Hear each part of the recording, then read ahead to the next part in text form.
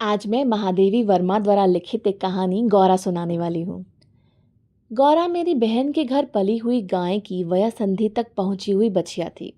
उसे इतने स्नेह और दुलार से पाला गया था कि वो अन्य गोवत्साओं से कुछ विशिष्ट हो गई थी। बहन ने एक दिन कहा, तुम इतने पशु पक्षी पाला करती हो, एक गाय क्यों नहीं पाल लेती जिसका कुछ उपयोग हो। वास्तव में मेरी छोटी बहन श्यामा अपनी लौकिक बुद्धि में मुझसे बहुत बड़ी है और बचपन से ही उसकी कर्म निष्ठा और व्यवहार कुशलता की बहुत प्रशंसा होती रही है, विशेषतः मेरी तुलना में। यदि वो आत्मविश्वास के साथ कुछ कहती है तो उसका विचार संक्रामक रोग के समान सुनने वाले को तत्काल प्रभावित करता है। आश्चर्य नहीं, उस दिन उसके प्रतियोगितावाद संबंधी भाषण ने मुझे इतना अधिक प्रभावित किया कि तत्काल उस सुझाव का कार्यान्वयन आवश्यक हो गया। वैसे खाद्य की किसी भी समस्या के समाधान के लिए पशु पक्षी पालना मुझे कभी नहीं रुचा। बकरी, कुक्कुट, मछली आदि पालने के मुख्य उद्देश्य का ध्यान आते ही मेरा मन विद्रोह करने लगता है। पर उस दिन मैंने ध्यानपूर्वक गौरा को देखा। पुष्ट लचीले पैर, भरे पुट्ठे, चिकनी भरी हुई पीठ, लंबी सुडौल गर्दन, निकलते हुए छोटे छोटे सींग, भीतर की लालिमा की झलक देते हुए कमल की दो अधखुली पंखड़ियों जैसे कान, लंबी और अंतिम छोर पर काले सघन चामर का स्मरण दिलाने वाली पूंछ, सब कुछ सांचे में ढला हुआ सा था, मानो इटालियन मार्बल से तराश कर उस पर ओप दे दी गई हो। स्वस्थ पशु के रोमों की सफ़ेदी में एक विशेष चमक होती है। गौरा की उज्ज्वलता देखकर ऐसा लगा मानो उसके रोमों पर अभ्रक का चूर्ण मल दिया गया हो, जिसके कारण जिधर आलोक पड़ता था उधर विशेष चमक उत्पन्न हो जाती थी। गौरा को देखते ही मेरी गाय पालने के संबंध में दुविधा निश्चय में बदल गई। गाय जब मेरे बंगले पर पहुंची तब मेरे परिचितों और परिचारकों में श्रद्धा का जवार सा उमड़ गया। उसे लाल सफ़ेद गुलाबों की माला पहनाई गई, केसर रोली का बड़ा सा टीका लगाया गया, घी का चौमुखा दिया जलाकर आरती उतारी गई और उसे दही पेड़ा खिलाया गया। उसका नामकरण हुआ, गौरांगिनी या गौरा। पता नहीं इस पूजा अर्चना का उस पर क्या प्रभाव पड़ा, परंतु वो बहुत प्रसन्न जान पड़ी। उसकी बड़ी चमकीली और काली आंखों में जब आरती के दिए की लौ प्रतिफलित होकर झिलमिलाने लगी, तब कई दियों का भ्रम होने लगा। जान पड़ा जैसे रात में काली दिखने वाली लहर पर किसी ने कई दिए प्रवाहित कर दिए हों। गौरा वास्तव में बहुत प्रिय दर्शन थी। विशेषतः उसकी काली बिल्लौरी आंखों का तरल सौंदर्य तो दृष्टि को बांध कर स्थिर कर देता था।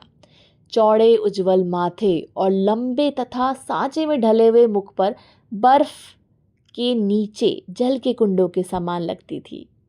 उसमें एक अनोखा विश्वास का भाव रहता था। गाय के नेत्रों में हिरण के नेत्रों जैसा चकित विस्मय ना होकर एक आत्मीय विश्वास ही रहता है। उस पशु को मनुष्य से यातना ही नहीं, निर्मम मृत्यु तक प्राप्त होती है, परंतु उसकी आंखों के विश्वास का स्थान न विस्मित ले पाता है न आतंक। महात्मा गांधी ने गाय करुणा की कविता है क्यों कहा, यह उसकी आंखों को देख करके समझ में आ सकता है। गौरा की अलस मंथर गति से तुलना करने योग्य कम वस्तुएं हैं। तीव्र गति में सौंदर्य है, परंतु वह मंथन गति के सौंदर्य को नहीं पाता। बाण की तीव्र गति क्षण भर के लिए दृष्टि में चकाचौंध उत्पन्न कर सकती है, परंतु मंद समीर के फूल का अपने वृंत पर हौले हौले हिलना दृष्टि का उत्सव है। कुछ ही दिनों में यह सबसे इतनी हिलमिल गई कि अन्य पशु पक्षी उसकी लघुता और उसकी विशालता का अंतर भूल गए। कुत्ते, बिल्ली उसके पेट से उसके नीचे पैरों के बीच में खेलने लग गए।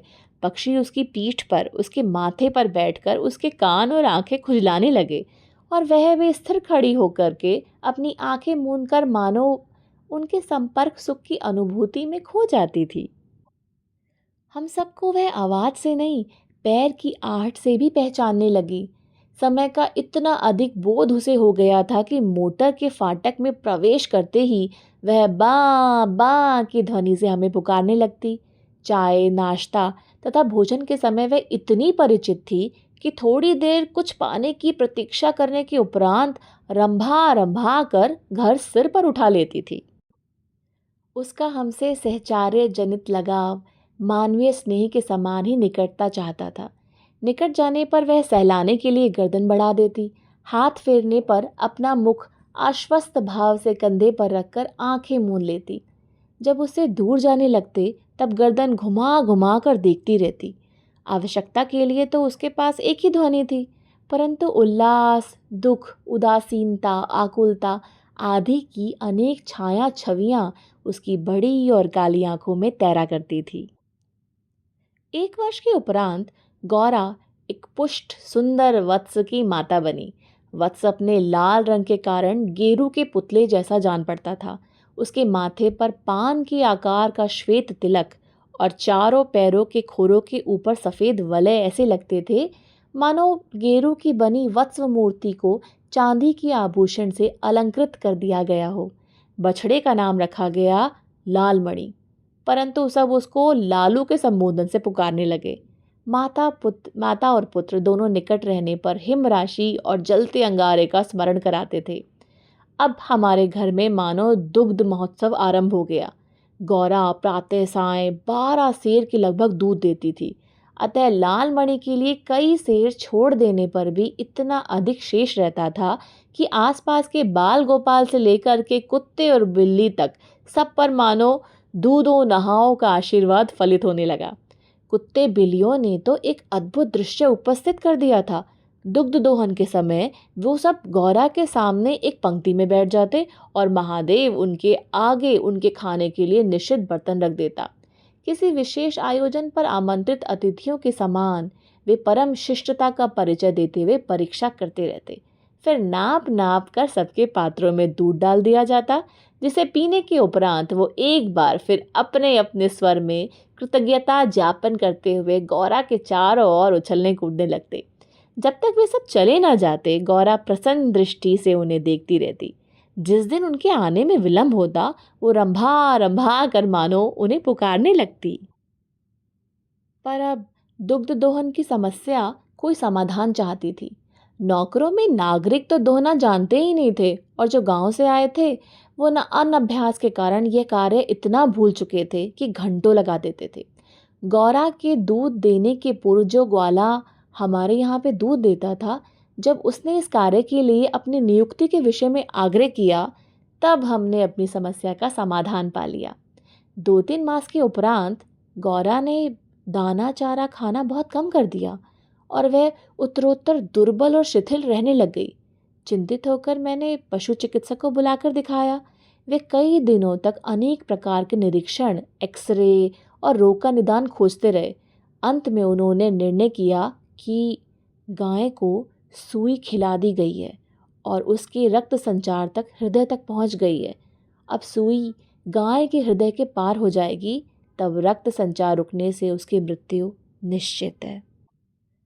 मुझे कष्ट और आश्चर्य दोनों की अनुभूति हुई। सुई खिलाने का क्या तात्पर्य हो सकता है?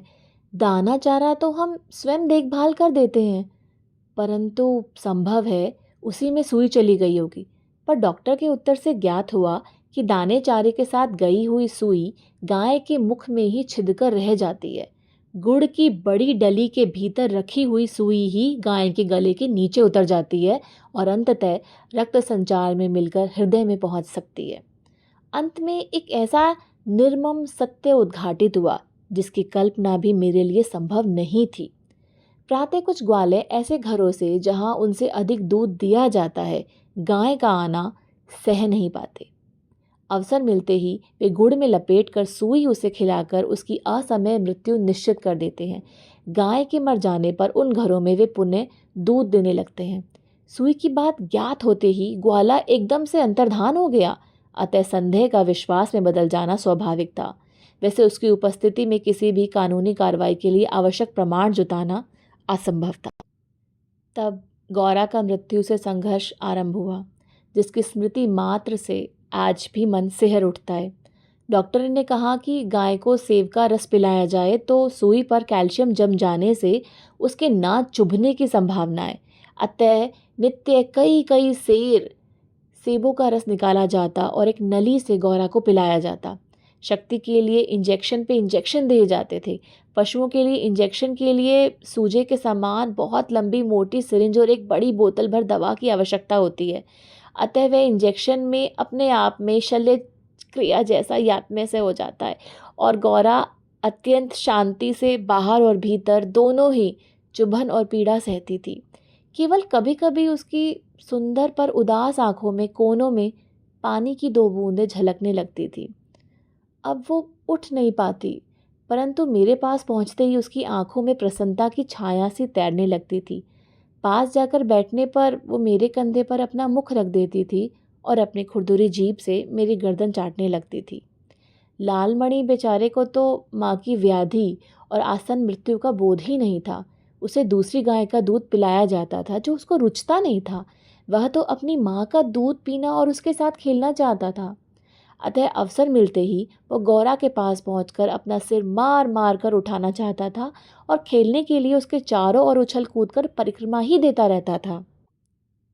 मैंने बहुत से जीव जंतु पाले हैं, अतः उनमें से कुछ समय असमय विदा देनी ही पड़ती है, परंतु ऐसी मम्र वृथा का मुझे स्मरण नहीं है।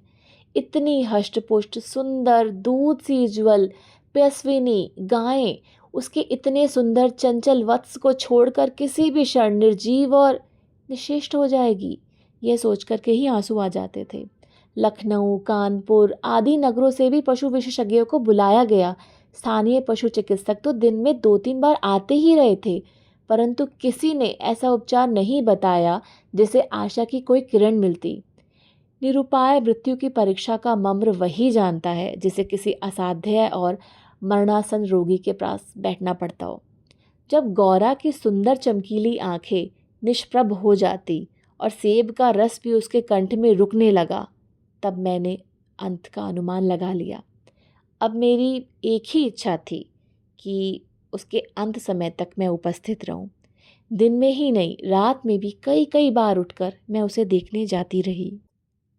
अंत में एक दिन ब्रह्म मुहूर्त में 4 बजे जब मैं गौरा को देखने गई, तब जैसे ही उसने अपना मुख सदा के समान मेरे कंधे पे रखा, वैसे ही वो एकदम पत्थर जैसा भारी हो गया।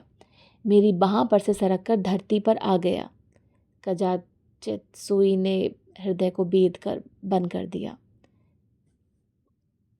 अपने पालित जीव जंतुओं के पार्थिव अवशेष मैं गंगा को समर्पित करती रही हूँ। गौरांगनी को ले जाते समय मानो करुणा का समुद्र उमड़ आया, परंतु लीलामणि इसे भी खेल समझकर उछलता कूदता रहा। यदि दीर्घ निश्वास का शब्दों में अनुवाद हो सकता तो उसकी प्रतिध्वनि कहेगी, आहा मेरा गोपालक देश।